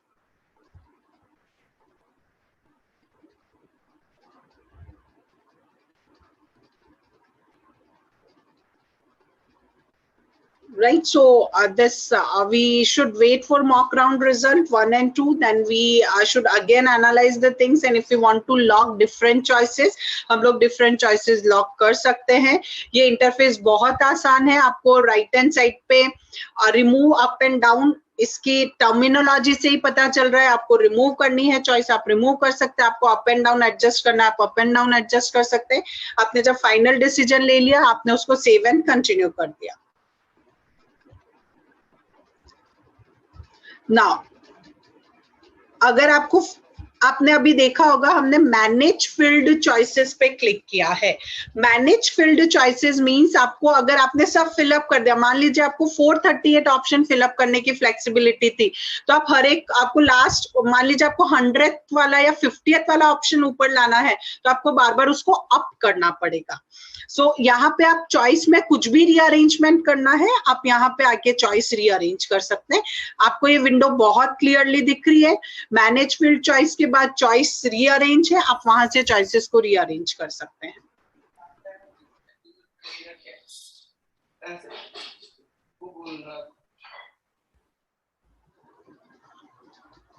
नाउ इसके अलावा एक और फ्लेक्सिबिलिटी दी गई है कि अगर आपने 100 चॉइसेस फिल कर दिया अब आपको चॉइसेस को ranking wise new choice number देना है, तो आप आराम से राइट हैंड साइड पे न्यू चॉइस नंबर को इंटरचेंज कर सकते हैं। जैसे आपका जो थर्ड वाला ऑप्शन है आप उसको सिक्स्थ बनाना चाहते हैं और सिक्स्थ वाले ऑप्शन को थर्ड बनाना चाहते हैं, तो आपको इससे पता ही चल रहा होगा चॉइस रीअरेंज करना बहुत आसान है।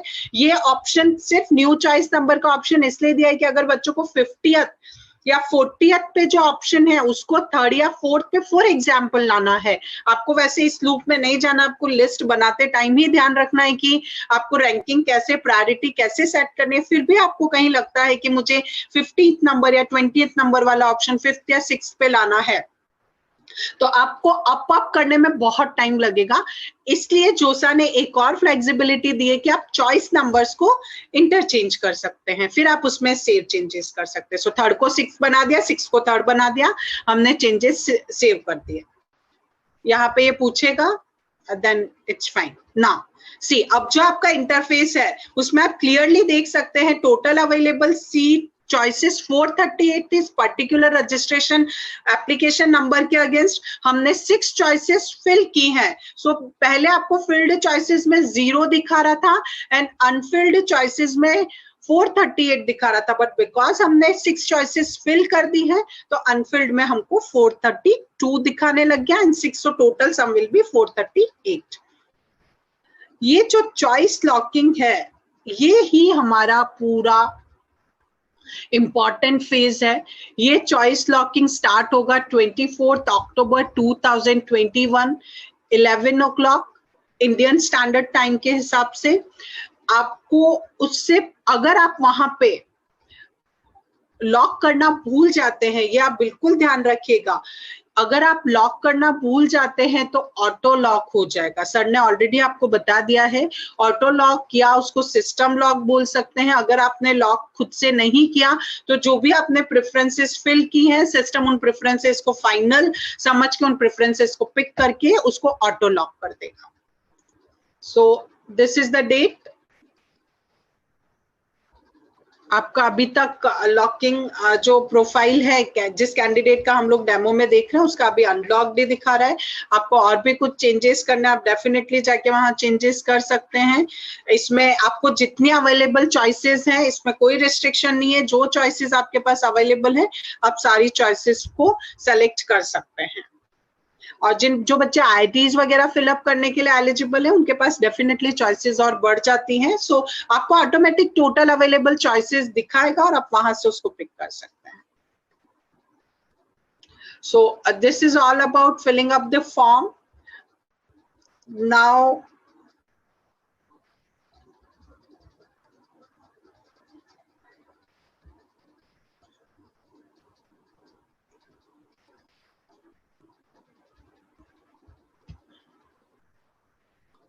now the schedule has already been briefed by Dr. Dileep Fadde sir। आपको सारी डेट सर ने बता दी हैं।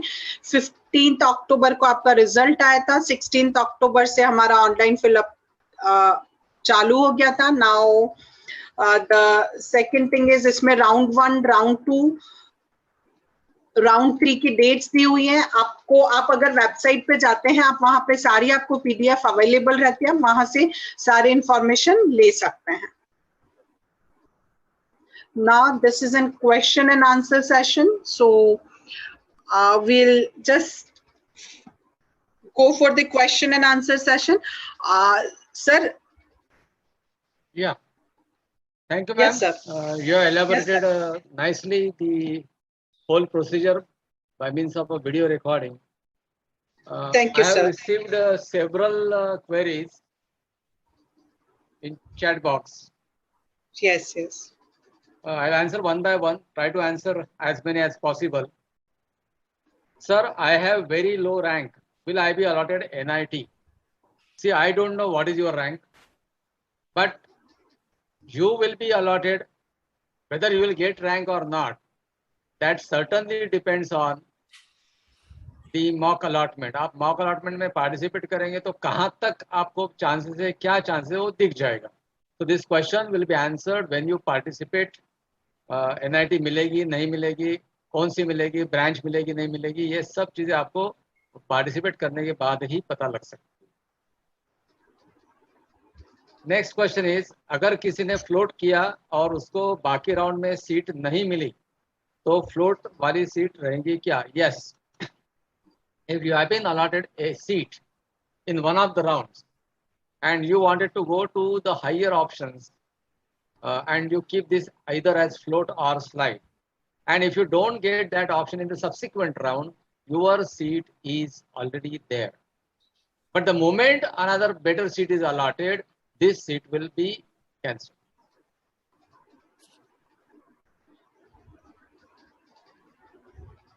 So this should clear the doubt. The questions are similar in nature. Which rank is considered CRL or category rank for admissions? See, if you are using the category rank, तो उसकी closing rank के हिसाब से आपको choices डालने चाहिए. And if you are opting for the CRL rank, तो फिर उसके closing rank के हिसाब से आपको choices डालने चाहिए. In fact, जब हमारे को previous इसकी ranks मिलती है तो mostly common rank ही वो closing बताते, category का नहीं बताते. हमको correlation लगाना पड़ेगा. जैसा how to lock the options, ये लॉक वाला जो प्रोसीजर 24 के बाद जैसे शुरू हो जाएगा उसके बाद में आप लॉक कर सकते हो. Till the time mock allocations are going on and you are doing some changes, don't lock it. I mean the button is not available. Do we need to pay seat acceptance fee if we keep float or slide? I don't think so. इसमें जब तक कि आप seat accept नहीं करते, freeze नहीं करते, तब तक कि आपको नहीं कर सकते. However, I think I'll request Shweta madam to answer such queries. So browser देख के आप रिवर्ट करिए मैडम बाद में. ओके ये सर. जो क्वेश्चन था ये जिसने भी पूछा होगा तो रिवर्ट कर सकते हैं. Yes, sir. So, And then these are the confusing things for which this session I am conducting. Lower branch, for example, metallurgy at top IIT or a circuital branches at lower IIT. Which one is preferred? See, it is a combination institute and branch. There are only two ways of choosing. Either you stick to institute and try to get whatever best branch you can, or you stick to the branch and try to get whichever best institution you can get. You cannot get the best institution and best branch at the same time. Institution हम कौन सी choose करते हैं? तो institution choose करने के लिए criteria जो होता है, that is the placements in that department or the overall exposure which you can get and reputation, etc. These are the things which must be analyzed for institute. Branch का ऐसा है कि branches you go by the public perception or opinion. लेकिन ये दोनों का combination जो है that is nothing but the closing rank. तो अगर आपको क्लोजिंग रैंक में प्रॉब्लम है तो क्लोजिंग रैंक में ऐसा तो होगा नहीं कि पुराने इंस्टीट्यूशन की बहुत टॉप ब्रांच मिल रही है और टॉप इंस्टीट्यूशन की लो ब्रांच मिल रही है. इसमें का अंतर कम कम होते जाएगा. But to answer this question very correctly, and this is a very good question, what you have to keep in mind is that this, wherever you get admission now, don't fix that this is only a 4-year program. You cannot stop in the today's scenario at just doing or completing the B or BTech or whatever it is. You will have to pursue further education in the form of the PG. The PG can be MTech in IITs or NITs or in good institutions, or it can be MS abroad, or it could also be MBA. तो आपको ध्यान ये देना चाहिए कि हमको आज वो डिसाइड नहीं करना है कि मेरी ये ब्रांच खराब है या ऐसा है या वैसा है. But suppose you are very much sure that I don't want to study in this branch, मेरे को मैथमेटिक्स नहीं जमता तो मैं इलेक्ट्रिकल रिलेटेड सब्जेक्ट्स नहीं लूंगा, then there is no question. But otherwise you keep options open. अगर हमको MBA में जाना है तो you try to select an institution where जो आपको ब्रांच मिल रही है उसमें प्लेसमेंट्स अच्छे हैं, क्योंकि MBA अगर करना ऑप्शन है तो MBA के लिए पहले आपने 1-2 साल जॉब करना चाहिए. Preferably you should get job, a good job from your campus interview. वो आपका एक डायरेक्शन फिक्स हो जाता है. अगर आपको कोर में ही रहना है, कोर ब्रांच में रहना है, तो you can select any branch. Suppose आपके एक पर्टिकुलर ब्रांच आपने सिलेक्ट किया है, but you are not getting that branch in a reputed IIT or something like that, then you take that branch in whatever best college you get. Then at the end of 4 years you can either go for MTech, PhD or MS PhD in the same subject. But remember, core branch में रहने के बाद या उस branch में stick करने के बाद आप हायर स्टडीज को जब जाते हैं, तो जैसे जैसे हायर स्टडीज में जाते हैं तो आपके जो पोटेंशियल्स है, जॉब पोटेंशियल्स, वो नैरो डाउन भी होते हैं. May be you will be working only in the field of research और मे बी डिजाइन और टीचिंग और something like that. If you prefer MBA, then the scope is much wider. Technically, managerial level के जो jobs होते हैं MBA के बाद में, उसमें सैलरी स्ट्रक्चर बेहतर होता है. तो that option also you cannot over. और MBA जब आप करते हो तो कोर पहले ब्रांच कौन सी थी ग्रेजुएशन पे, इसका कोई मायना नहीं रहता. Whether you are from civil going to MBA और even from arts going to MBA, it is one and the same. तो ये एक ऑप्शन ध्यान में रखिए. Particularly I will tell you कि अगर आपको बहुत अच्छी ब्रांच अभी नहीं मिल रही है तो आप MS में उसको इंटरडिसिप्लिनरी में भी कन्वर्ट कर सकते हैं. अब इसका ये मैंने जो पॉइंट्स बताए, इसमें से मैं सबके लिए एक इंपॉर्टेंट मैसेज ये दे रहा हूँ कि first you list out whatever you are getting. Now you are having confusion between the 3 or 4 institutions and 3 or 4 or 2 or 3 branches. So there may be 6 combinations available on which you want to zero down. तो ये पूरे 6, 8, 10 जितने भी combination आपको zero down करना है final locking के time पे, उसके लिए आप एक काम करो, कागज पे आपको मैट्रिक्स बनाना पड़ेगा या एक्सेल में आपको मैट्रिक्स बनाना पड़ेगा. वो उसमें ये सभी कॉम्बिनेशंस के बारे में 3 चीज़ें आप नेट पे ढूंढिए. पहली चीज़, प्लेसमेंट पॉलिसीज कैसी है उस इंस्टीट्यूशन की और उस ब्रांच की, रिमार्क्स क्या है.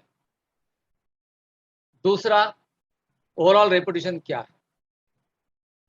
और तीसरा, आप सिलेबस कंपेयर करिए. For example you want to ask कि मेटलर्जी अच्छी है या कंप्यूटर साइंस अच्छा है, तो आप दोनों के सिलेबस देखिए. और आपको ऐसा लगता है कि मेटलर्जी मेरे को ये सिलेबस में कोई मतलब ही नहीं है, तो then there is no question, don't go for metallurgy even if you are getting in IIT. So ये जब तक आप काम खुद नहीं करोगे और अपना दिमाग नहीं लगाओगे कि ये मेरे से होने वाला है या मेरे को 4 साल टॉर्चर में बिताने हैं, that you get out of. Then fourth thing you can do is try to contact our alumni in those institutions और द ब्रांचेस, और उनसे भी थोड़ी इंफॉर्मेशन उसके बारे में लीजिए जो आपको सही चीज़ वो भी दे सकते. तो ये 4 पॉइंट पे जब आप कंपेयर करते हैं तो आपका जो एक स्टेबिलिटी माइंड सेट जो है वो स्टेबल हो जाएगा कि हाँ ये हमारा ठीक है. और ये सब करने के बाद भी life is changing too fast. So don't assume that what you are doing will actually happen at the end of 4 years. You might get better choices also at the end. So this is a general discussion I am sharing with you. तो ये अगर आप table पूरा करते हो तो उसके बाद में अगर आप मुझसे पूछते हो कि सर इन दोनों में हमने क्या चूज करना चाहिए, तो I can discuss. But otherwise ये 500 कॉम्बिनेशन, 1000 कॉम्बिनेशन डिस्कस करने में कोई मतलब नहीं. तो यू गो ऑन जीरोइंग कि एक 10 के लिमिट तक आ जाइए आप. Then similar questions are, should we prefer branch or college? Depends on whatever I have discussed. Closing rank जिसकी लो है वो आपने प्रिफर करना चाहिए, फिर whether it is a institute or whether it is a branch. तो पहले आप पूरा ओवरऑल स्टडी करिए उसका.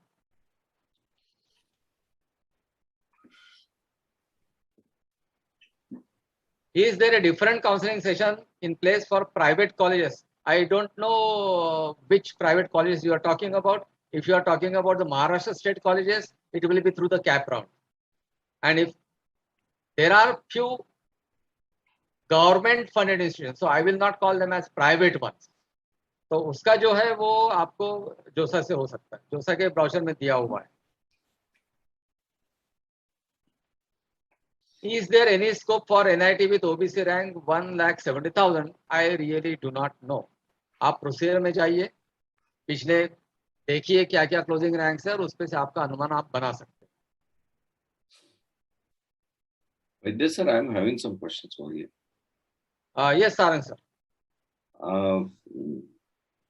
वैद्य सर, एक स्टूडेंट था जो पिछली बार NIT गया, और NIT गया तो उसने एक आपके जो फ्लोट और एक दूसरा ऑप्शन होता है कि एक ऑप्शन ऐसा डाला कि उसको दूसरे NIT में अच्छी ब्रांच मिल रही थी, लेकिन वो ले नहीं पा रहा था क्योंकि उसने ऑप्शन नहीं डाला था और वो फंस गया था वही NIT में, और वही NIT में अगर उसको अच्छी ब्रांच मिल, तो इसका मतलब है उसने स्लाइड ऑप्शन लिया होगा और फ्लोट ऑप्शन नहीं दिया. हाँ, फ्लोट लेना चाहिए हमेशा, फिर फ्लोट लेना चाहिए. आपने अपनी चॉइस लिस्ट जो है सर, तो चॉइस लिस्ट में आपको जो अलॉट हुआ है सीट, उसके ऊपर क्या चॉइसेस दिए हैं इस पे डिपेंड करता है. उसके ऊपर अगर अलग अलग इंस्टीट्यूशन दिए है तो आपने हमेशा फ्लोट करना चाहिए. तो उसने फ्लोट ऑप्शन नहीं डाला, तो वो बोले अभी मैं ये NIT में फंस गया और यहीं पे अगर अच्छी ब्रांच मिलती है तो फिर then he will not be able to move out, right. Okay, तो ये गलती हो गई उससे कि उसने स्लाइड ऑप्शन डाला, फ्लोट नहीं डाला. करेक्ट. लड़कों की गलती इतनी ज्यादा है कि आज अगर मैं देख रहा हूँ तो 100-150 लड़के सिर्फ ये इतने इम्पोर्टेंट सेशन अटेंड कर. अभी तो सिर्फ 97 है. हाँ, तो दिस ये सेशन पूरे 1000 स्टूडेंट्स के लिए है, क्योंकि उनको कुछ ना कुछ तो मिल ही सकता है. This is one of the biggest blunder they are committing, but they don't know. I hope that they at least view the recording on the YouTube. और जो लड़के डबल देखो, पूरे पॉइंट नोट करो, एक भी पॉइंट छोड़ो मत, और हर पॉइंट इसमें का इम्पोर्टेंट है. सर, ये एक एल्यूमनाई हेल्प इसकी कहाँ हो सकती है?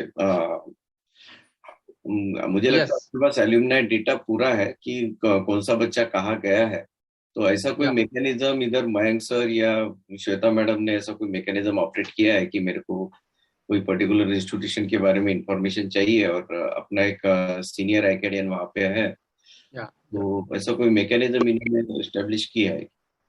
यस, इनफैक्ट अभी 5 मिनट पहले मैंने वही इनको सजेस्ट किया था कि जब आप जीरो डाउन करने जाते हैं और आपको एक्चुअली वो प्लेस में जाना पॉसिबल नहीं है, तो नेट से जो इन्फॉर्मेशन मिलती है उसका वैलिडेशन आपको एल्यूमिनाई अपने जो ICAT के है उनके थ्रू करना चाहिए. और वो जो डाटाबेस है वो मयंक सर के पास में है, श्वेता मैडम आपके पास भी वो आप रखो. और स्टूडेंट्स की क्वेरी अगर आती है कि particularly for example somebody wants to go, how is IIT Kharagpur or how is NIT Trichy or how is some particular institution, तो उसमें अगर हमारे पास में फॉर एग्जांपल रुड़की है, IIT रुड़की है, तो उसमें कौन स्टूडेंट्स हमारे पास है ये हमारे पास में है, तो आप वो इंफॉर्मेशन शेयर कर सकते. प्राइवेट इंस्टीट्यूशन भी होगी कोई, या ये जोसा के बाद में अगर महाराष्ट्र तो वो पढ़ी रहा होगा, तो वो पूरा डेटा अपने पास है. श्वेता मैडम एक नंबर सबको फॉरवर्ड कर दीजिए, और वो जिसका भी होगा वो पूरा रिकॉर्ड मेंटेन करेगा, कौन से बच्चे से कॉल आया था, उसको एल्यूमनाई कनेक्ट हुआ कि नहीं हुआ, राइट. तो पूरा रिकॉर्ड रहेगा कि एल्यूमनाई कनेक्ट करने की जिम्मेदारी अपनी. ठीक है सर, तो मैं एक काम करती हूँ, मैं YouTube चैट में मैं अपना ईमेल आईडी जो ICAT का है वो डाल देती हूँ, बच्चे उस पर मेल कर देंगे और simultaneously will respond to the same and will be in touch with the students. Okay, if possible you also communicate some phone number to them, so that will be fine. Okay, I'll do that, sir. Done. Students, I have shared an email ID in YouTube chat box shweta.jain@icatje.com.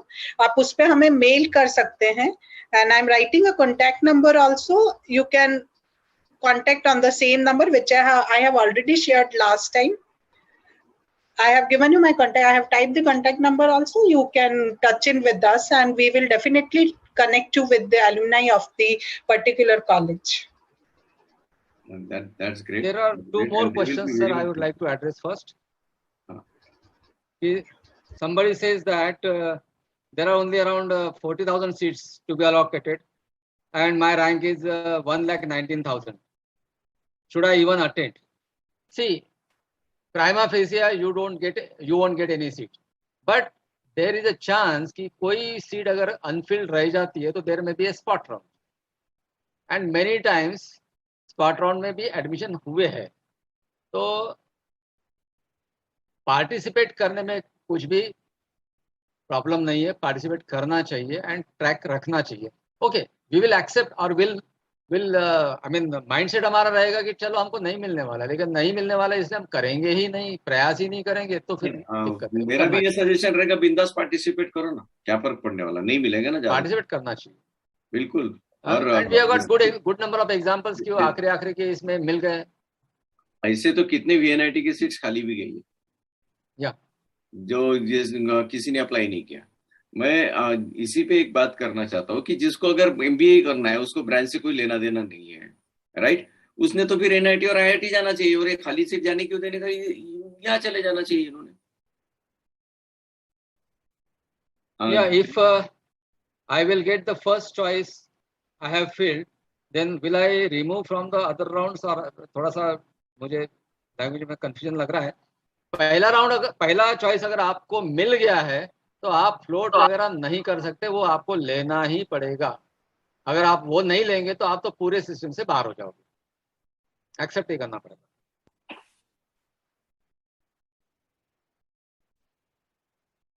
वैसे sir यहाँ मैं add करना चाहूंगा ये branch और institute जो आपने बताया था.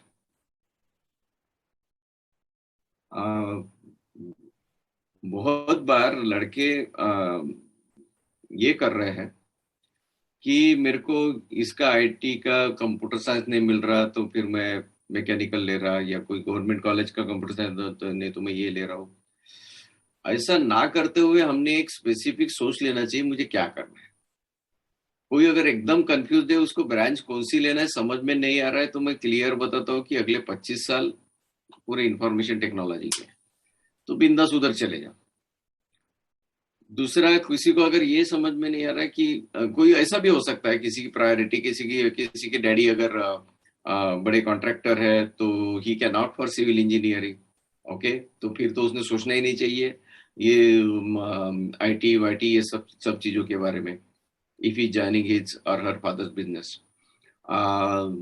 कोई बंदा ऐसा है कि जिसको बहुत पैशन है कोई पर्टिकुलर सब्जेक्ट के लिए, मैकेनिकल के लिए हो या तो फिर फिजिक्स के लिए हो, तो उसने बिंदास वहां चला जाना चाहिए, क्योंकि भाई मेरा पैशन ही हुआ है तो वो बिल्कुल चला जाना चाहिए. लेकिन अगर कंफ्यूज्ड है और जिसको अगर मालूम है कि भैया मेरे को हार्डवर्क करने को तैयार हूँ लेकिन बहुत अच्छे रेम्यूनरेशंस लेना है, तो फिर उसने ब्रांच के साथ he should select the proper branch. कि आज हमको मालूम है कि कौन से ब्रांचेस में सबसे ज्यादा पोटेंशियल है, तो वही ब्रांचेस उन्होंने लेनी चाहिए और कन्वेंशनल ब्रांचेस के चक्कर में नहीं पड़ना चाहिए. तो फिर branch should be the first priority and institution should be the next priority. वो इंस्टीट्यूशन के चक्कर में बिल्कुल मत पड़ो. लेकिन किसी को मालूम है मैं कोर में काम ही नहीं करने वाला हूँ, मैं एमबीए करने वाला हूँ आखिर, तो सिंपल आईआईटी एनआईटी जो बढ़िया अच्छी इंस्टीट्यूशन मिलती है, ब्रांड मिलता है, वहां चले जाना चाहिए. Okay, so this is the thing जो वैद्य सर ने भी बताई आपको. And lastly most important thing कि फ्लेक्सिबिलिटी इज पॉसिबल. जैसे मेरा भाई फर्स्ट ईयर में मैकेनिकल इंजीनियरिंग किया, सेकंड थर्ड फाइनल ईयर में उसने इलेक्ट्रॉनिक्स इंजीनियरिंग किया, और एमएस करने जब अमेरिका गया तो कंप्यूटर साइंस में गया. सो दैट इज ऑल्सो पॉसिबल. और वो भी अपने ध्यान में रखना चाहिए कि जब भी आप एमएस करने जा रहे हो तो इतनी फ्लेक्सिबिलिटी है कि आपका ब्रांच आप चेंज कर सकते हो. ओके, लेकिन मैं प्रिफरेबली एक ही बोलूंगा कि बस अगर अमेरिका में जिसको करियर बनाना है तो सिंपल आईटी में बनाए, बाकी कोई फील्ड के चक्कर में ना पड़े. और बहुत कुछ है इसमें बताने लायक. लेकिन मैं एक सिंपल एक बात बता दूं कि वैद्य सर ने जो मैट्रिक्स बोलने के लिए बोला है, ये टाइम निकालो, अभी बहुत हुआ नहीं है अपना टाइम, मैं हो गया मेरा बहुत पढ़ाई कर ली और मेरे को अभी जो कॉलेज मिलता है मैं चलता है, ऐसा नहीं। आप मस्त आराम से बैठिए, जो सर ने 4 पॉइंट बताया उस पे आप वर्किंग करिए, मैट्रिक्स बनाइए, प्रॉपर कॉलेजेस सिलेक्ट करिए, एल्यूमिनाई से बात कीजिए, पूरा इन डेप्थ इंफॉर्मेशन निकालिए, ब्रांच का इंफॉर्मेशन निकालिए, इंस्टीट्यूशन का इंफॉर्मेशन निकालिए। एक सेटिस्फैक्शन लगना चाहिए पूरा सिलेक्शन होने के बाद। पहले बहुत कंफ्यूजन रहेगा और बाद में कहीं ना कहीं जाके आप प्रॉपर डिसीजन पे पहुंचोगे, और जब प्रॉपर डिसीजन पे पहुंचोगे ना तो आपको एक सेटिस्फैक्शन रहेगा, अच्छा हुआ मैंने किया भैया, नहीं तो मैं तो फंस गया होता। Okay, so that's all from me now. With this please take over. Thank you Sarang sir. एक चीज और बार बार इसमें आ रही है, वो इम्पोर्टेंट ये है, can we change choice after every round? No. Lock करने के बाद में, before the allotment round number 1, when you lock the choices on 25th, you cannot change them later on. अगर किसी को प्रिपरेटरी मिली है तो उसका मतलब, प्रिपरेटरी रैंक अगर मिले तो उसका मतलब ये होता है कि you will be allotted something but as a preparatory course. तो आपको कोई एक आईआईटी असाइन होगी, वहाँ को आपको फिर से 1 साल के लिए, this is the facilities available only for the reservation SC/ST category, provided there are vacancies in those institutes and those branches. तो आपको वो अलॉट हो जाएगी, लेकिन आपको 1 साल वो ट्रेन करेंगे फिजिक्स केमिस्ट्री मैथ्स में, और उसके बाद में next year you will B actually getting that institute and that branch. That is regarding preparatory courses. Spot admission के बारे में मैं ज़्यादा नहीं बता सकता हूँ, क्योंकि वो डिपेंड करता है कि whether there is a vacancy available और नॉट, और आपको इसके लिए कंटिन्यूअसली वो वेबसाइट पे देखना चाहिए, टच में रहना चाहिए, वहाँ पे नोटिफिकेशंस आते हैं। Like now there is a question, again this question I am taking in the same context.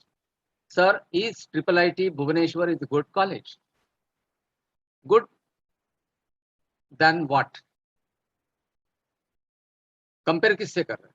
तो जिससे भी कंपेयर करना है, जो भी ब्रांच कंपेयर करना है, ये दोनों इसमें आप क्लोजिंग रैंक देखिए। अगर भुवनेश्वर की पर्टिकुलर जो आप ब्रांच लेना चाहते हैं उसकी क्लोजिंग रैंक 1000 है, और जो जिससे कंपेयर करना चाहते हैं उसकी 1500 है, तो ऑब्वियसली भुवनेश्वर इज गुड।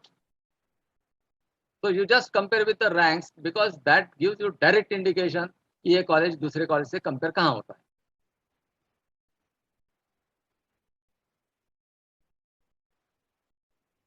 है। स्टैटिस्टिकल इंस्टीट्यूट के बारे में we can discuss many things, but not in today's meeting. उसके लिए आईकैड में अलग से आपको मीटिंग करनी पड़ेगी।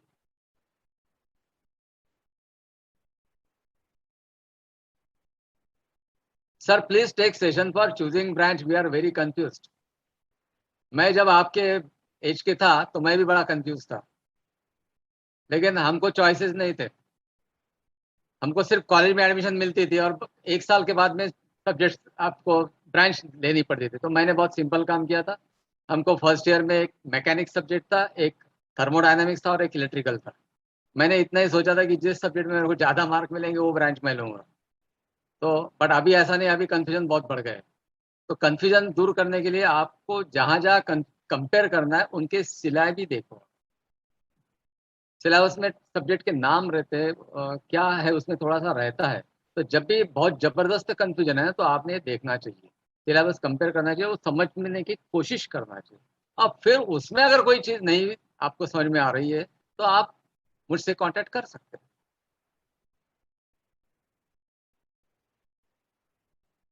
When we have to do online reporting, वो सब ब्राउचर में दिया हुआ है। जब सीट एक्सेप्ट हो जाती है उसके बाद में ऑनलाइन रिपोर्टिंग की प्रोसेस शुरू होती है।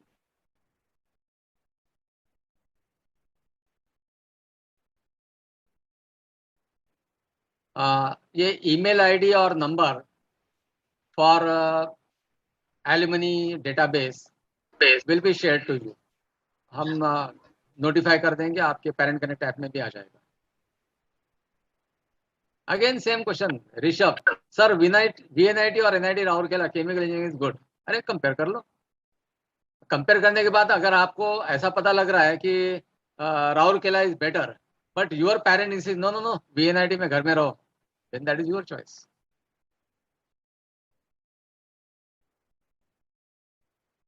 So we are having good discussion and this will continue forever. तो ये 3-4 पॉइंट्स जो बोले हैं उस पर आप वर्क करिए और कंफ्यूजन कम करने की कोशिश करिए। कंफ्यूजन तो होगा, बिकॉज जितनी इंफॉर्मेशन आपके पास ज़्यादा आएगी उतना आपका कंफ्यूजन बढ़ेगा। तो जो नॉलेज पार्ट है उसके लिए मैंने जो आपको सजेस्ट किया कि 4 पॉइंट्स पे जीरो डाउन करो, वो कोशिश करोगे तो आपका कंफ्यूजन धीरे धीरे कम हो जाएगा। बट टाइम बहुत कम है, आपको बहुत फास्ट काम करना चाहिए। Sarang sir, I think this is good enough.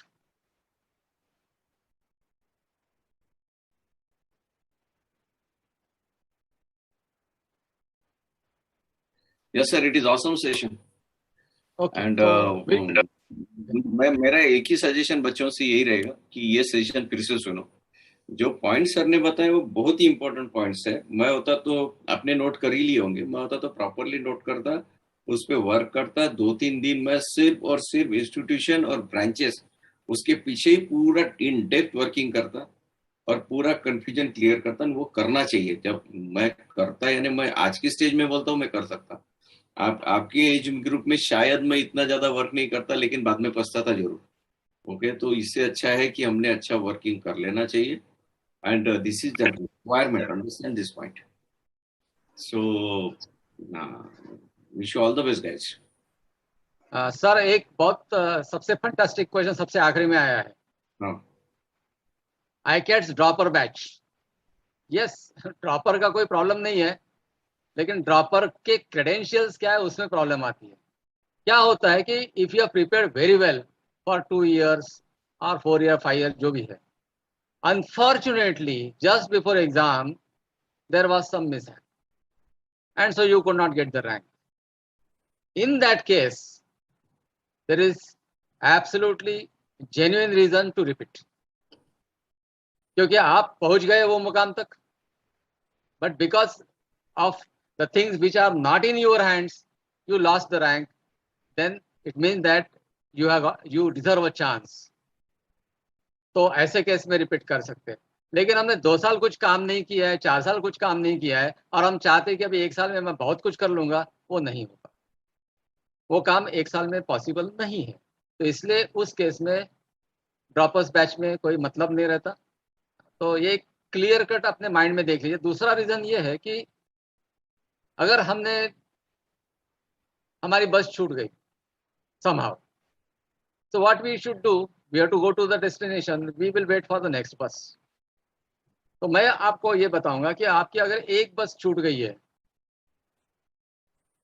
IIT की हो या NIT की हो या और कोई कॉलेज की हो, तो आप आज आपको जो भी मिल रहा है उसमें आप चले जाइए। दूसरी बस आएगी ना 4 साल बाद, तब तक आप गेट की तैयारी करिए, GRE की तैयारी करिए, प्रोफाइल बनाइए, पोर्टफोलियो बनाइए और आगे निकल जाइए।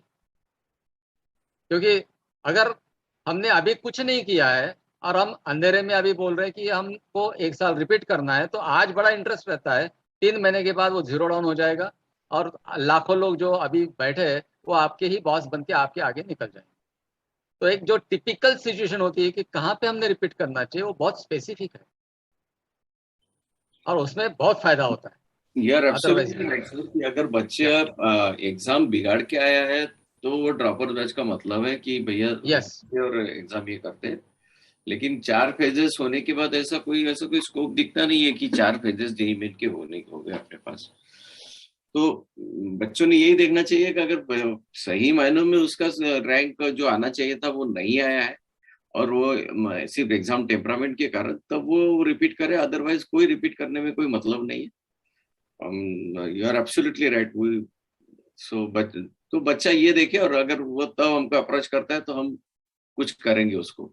लेकिन जबरदस्ती कोई रिपीटर्स बैच वगैरह चक्कर में नहीं पड़ेंगे। बच्चों को भी मालूम है, अपन मोटिवेशन लूज कर लेते। 12वीं की एग्जाम जेईई मेन का फर्स्ट फेज के बाद ही वो कितने लड़के मोटिवेशन लूज कर चुके। अभी मोटिवेशन 1 साल और मेंटेन रखना, 6 महीने 8 महीने, वो मुश्किल जाता है। तो इट इज बेटर कि अगर अपना रैंक मिस हो गया है, कॉलेज मिस हो गया है अपनी गलती के कारण या एग्जाम में की गलती के कारण, तब वो रिपीट करने की सोच सकता है। Otherwise he should join the college and he should start fresh with for the engineering. और सर ने ऑलरेडी बोला है कि 4 साल बाद तुम एमएस कर लो, अच्छा ब्रांच और ले लो। So that is always a good option. I will prefer GRE to get always. सबको ऐसा लगता है वो एक्सपेंसिव है, एक्सपेंसिव कुछ नहीं है। लोन ले लेते बच्चे, चले जाते हैं अमेरिका, और जैसी जॉब लग जाती है तो पहले ही साल में लोन खत्म कर देते हैं। और नेशनलाइज बैंक का ये रिकॉर्ड है कि जितने भी अमेरिका जाने वाले बच्चों को लोन दिया गया है वो बहुत जल्दी वापस हो जाता है। ये उनकी तकलीफ है, क्योंकि उनको डॉलर्स में इनकम हो जाती है। 40-50 लाख रुपए साल की कमाना कोई बड़ी बात रहती नहीं है, तो फटाफट वो लोन रिपे भी हो जाता है। सो वर्किंग बहुत करना पड़ता है, जैसे हमने बताया कि हर चीज में किसी बंदे ने बता दिया अरे कोई मतलब नहीं है GRE में, राइट, और अपन ने सुन लिया और सोच लिया कि यार बराबर है, ये बंदा बोल रहा है, तो अपन ने ये सोचना चाहिए कि आगे वाले बंदे की क्या औकात है और क्या कितना डेप्थ का नॉलेज है। उससे अच्छा अपन ने अपना वर्किंग करना चाहिए। 1 दिन 2 दिन 4 दिन दोस्तों से पूछो, एल्यूमनाई से पूछो, क्लियर करो कि भैया क्या करना चाहिए और फिर decision. So forget about the repeaters batch or dropout batch, right? Yeah. Sir आपके भाई का ही एग्जांपल है कि वो उसने ब्रांच पे कुछ नहीं करते हुए MS के बाद में MS PhD करके जो आज जिस पोजीशन पे पहुंचा है, He is awesome. शायद he is earning probably better than all of us here. He is earning in the sense कि he has done his first year from mechanical engineering from Badner Engineering College. We know the reputation. Yes, a private engineering college. Private engineering college. He has done his second year, third year, final year in electronics engineering. Change किया branch. फिर ध्यान में आ गया कि यार computer science में सबसे ज्यादा स्कोप है, तो वो MS करने अमेरिका कंप्यूटर साइंस में गया। उसके पहले उसने हैदराबाद में 1 साल ट्रेनिंग लिया था कंप्यूटर्स की, और जाने के बाद वो मेहनत करता रहा। वो उसकी खासियत ये थी कि वो मेहनत बहुत करता। Today he is head of machine learning in Amazon and earning is huge, $7.5 lakh per annum. So that is the huge earning of it. So understand this point कि consistent, बहुत सारे लड़के ऐसे हैं कि जैसे पढ़ाई करना छोड़ देते हैं। मैं तो NIT में पहुंच गया, मेरा तो लाइफ बन गया, IT में पहुंच गया, मेरा तो लाइफ बन गया। अपन ने ये सोचना चाहिए अभी तो इंजीनियरिंग में, अभी तो पढ़ाई शुरू हुआ है actually. Okay, so just see that कि you are working well, daily बहुत मेहनत कर रहे हो आप। ये इंजीनियरिंग, ये मास्टर्स बहुत अच्छी तरह से आप करो, और जिंदगी भर मेहनत करनी ही है अपने। आज भी हम सुबह से लगे और अभी भी 8:30 हो चुके, हम वर्किंग कर रहे हैं। सो yes, that's all from me. Thank you, sir. There are few more queries, but they are not connected with this the title of this session. So अगर आप ICAD में contact करते हैं तो मैं उसके आंसर दे सकता हूँ। So thank you very much that you joined this session, and fortunately it is recorded session and it will be available to you all the time. तो आपको जब भी कुछ problems लगते हैं, confusion लगता है, तो you can revisit the link and see this. और आगे अगर हेल्प चाहिए ICAD से तो आप वो पूरा मैट्रिक्स आपको बना के तैयार रखना पड़ेगा, तभी हम डिस्कस कर पाएंगे। ऐसे आर्बिट्रीली हम आंसर नहीं दे सकते कि ये अच्छा है कि वो बेकार है। ओके, तो thank you very much. Stay safe, stay healthy, all the best for your all future endeavours from my side and from the entire team ICAD. Okay, yes. Sarang sir, let us conclude. Thank you, sir. Thank you very much. Thank you, sir. Thank you. Thank you so much.